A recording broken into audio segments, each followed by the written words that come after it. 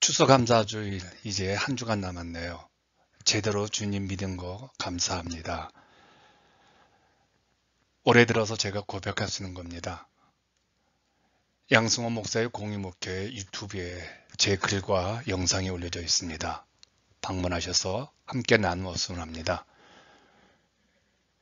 목사님들과 추수감사주일을 앞두고 올해 가장 힘든 것이 무엇일까를 나누었습니다. 몇 분의 목사님은 성도들이 교회 나오지 않는 것이라고 말을 합니다. 어떤 목사님은 교회 재정의 부족이라고 말했습니다. 몇 분의 목사님은 일꾼들이 너무 부족하다고 나누었습니다. 사실 목회하면서 이런 부족들이 두려운 것은 사실입니다.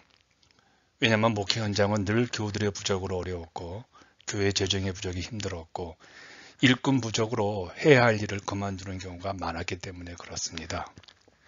그런데 난 목사님들에게 이렇게 말을 했습니다. 저는 정직하게 말하면 이런 것들은 나에게 두려운 대상들이 아니었습니다. 정말 내가 목회하면서 두려운 것은 사람, 재정, 일꾼이 아니라 내가 믿음이 없는 것이었습니다. 예수님을 제대로 믿지 않았다는 것이죠. 사람이 부족하니까 사람에게 매달렸고 돈이 부족하니까 돈의 두려움을 느꼈기에 하나님을 두려워하지 않았습니다.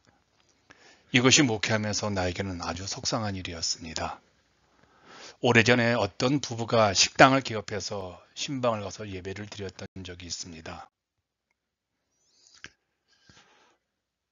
그 부부에게 이렇게 물었습니다. 가게 오픈하고 장사가 어떻습니까? 부부가 한숨을 쉬면서 이렇게 대답을 합니다. 목사님, 손님이 없어요. 장사가 너무 안 돼요. 그 말을 듣고 내 마음이 짠했습니다. 그래서 준비해간 말씀 이사야 41장 10절을 가지고 두 분 두려워하지 마시고 어떤 경우에도 하나님만 바라보고 의지해서요 라고 권면을 했습니다. 이 부분은 오직 하나님만 의지하겠다고 고백하고 함께 결단의 기도를 드렸죠. 신방을 한 그날 저녁에 한 문자가 자매로부터 왔습니다. 목사님, 신기한 일이 생겼습니다. 어떤 한 분이 한 달치 점심 식사값을 내고 매일 점심 먹으러 온다고 말을 합니다. 목소리에 들뜸이 잔뜩 묻어 있었습니다. 물론 그날 이후로도 이 부부의 장사가 대박이 나는 것은 아니었습니다. 어떤 날은 잘 되고 어떤 날은 장사가 엉망이었습니다. 그런데 이런 상황에서 이 부부는 아주 담대하고 믿음으로 장사 매출에 관심을 갖지 않고 오직 하나님께만 매달리고 하나님의 은혜만을 구했습니다. 이 부부의 담대한 변화는 어떤 현실이 와도 하나님의 뜻 속에서 긍정적으로 해석하려 하는 것이었습니다. 이 부부가 고백을 합니다. 목사님,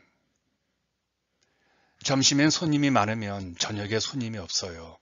점심에 손님이 없으면 저녁에 손님이 밀려와요. 목사님, 아마도 이렇게 들쑥날쑥 손님이 오는 것은 아마도 하나님만 의지하라고 하시는 하나님의 사인 같아요.